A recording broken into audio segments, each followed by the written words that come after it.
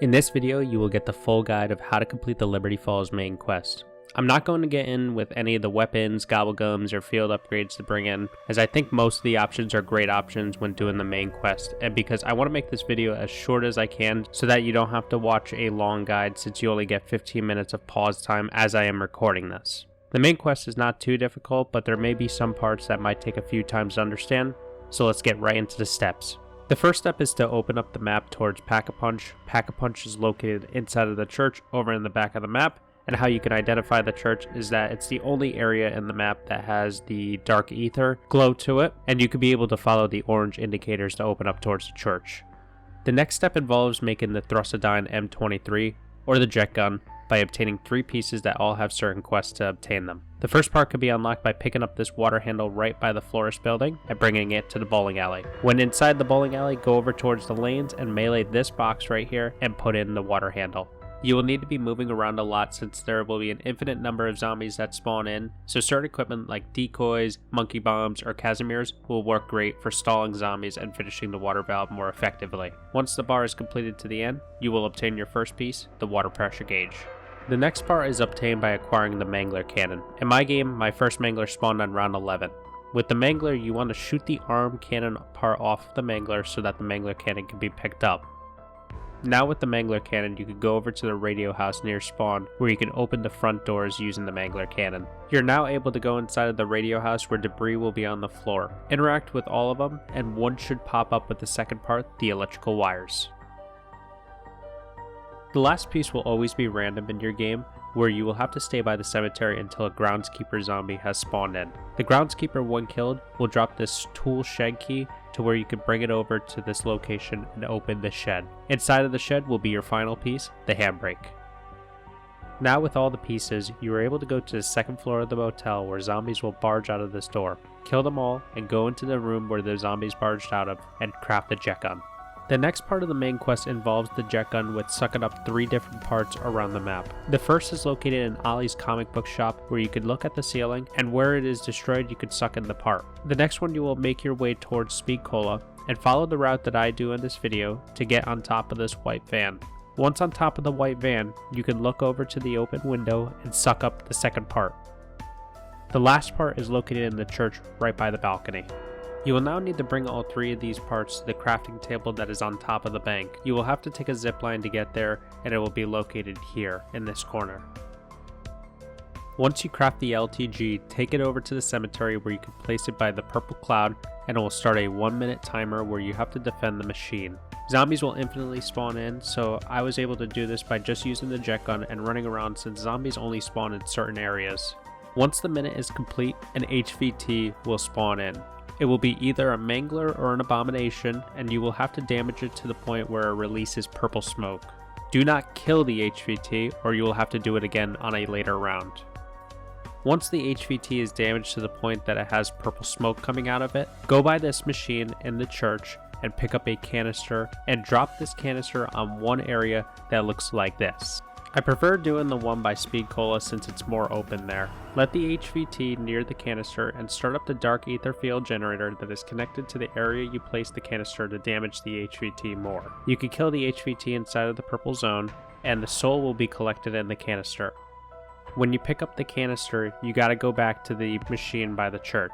You will only have 90 seconds to be able to do this, so you gotta be quick. This next step is going to be very confusing, and I've already seen guides where they display the wrong information, so I will be giving you the correct way to doing this step. You will receive a Strauss device once completing the canister and putting it in the machine, to where you will go to 3 projectors around the map and change the color of the light of the projector based on what the Strauss device tells you. When you are near one of the projectors, if the indicator is yellow, that means that you will make the projector yellow, and you can tell that it's yellow based on the light it emits. For green and red, you will have to do the opposite color of what the device says. For example, if the device shows a green screen by a projector, you turn the projector to red. It is a very odd step, but when you are doing this step, do not go by the color of the Strauss device screen unless if it is yellow. One of the projectors is located near the church. Once you hop this wall, the projector will be right in front of you, and you can see in my game, the Strauss device is yellow, so I turn the light to yellow for this projector. The next projector is located on the bank roof, where there will be a buyable door to drop down This is where the second one is located. In my game, it was green, so I had to switch it to red. The last is located right up the stairs where you picked up the water valve and straight to the left. I switched the color to yellow since that's what the device was showing. If you do this step correctly, all 3 projectors will angle towards the spawn and have a purple light going towards a device that has the last ether canister.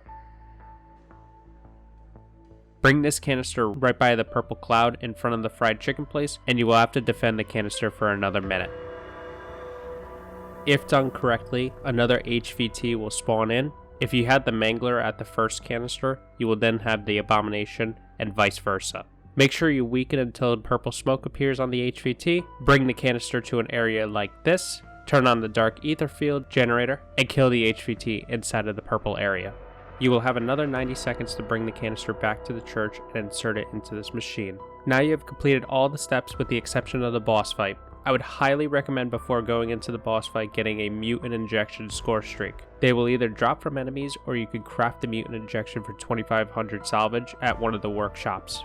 Once you feel prepared to go into the boss fight with all your perks, gobblegums, score streaks, and weapons that you want, you can interact with the machine again, which will close up all the dark ether portals, and you will be stuck in the church for the duration of the boss fight.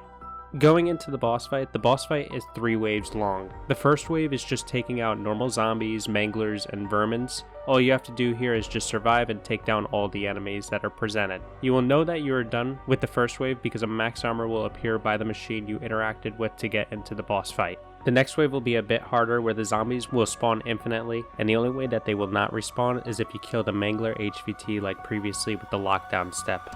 You will know if you completed wave 2 because there will be a max ammo that spawns in after defeating the HVT and all other enemies.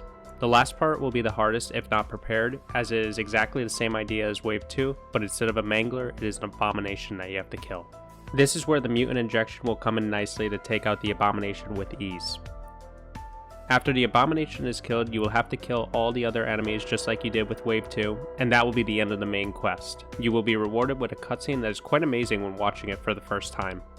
With this cutscene, I am really excited to see where the story is going to head in Black Ops 6. I'm not going to show it in this video, but I will post the ending cutscene on my channel if you would like to watch it. Once you complete this Easter egg, you will be awarded a ray gun weapon blueprint that looks amazing to be able to have, and as well as a calling card for completing the main quest. If you do the main quest before guided mode comes out for this map, you will be awarded another calling card that is a recolor of the standard calling card, but will be more rare, so be sure to get it as soon as you can.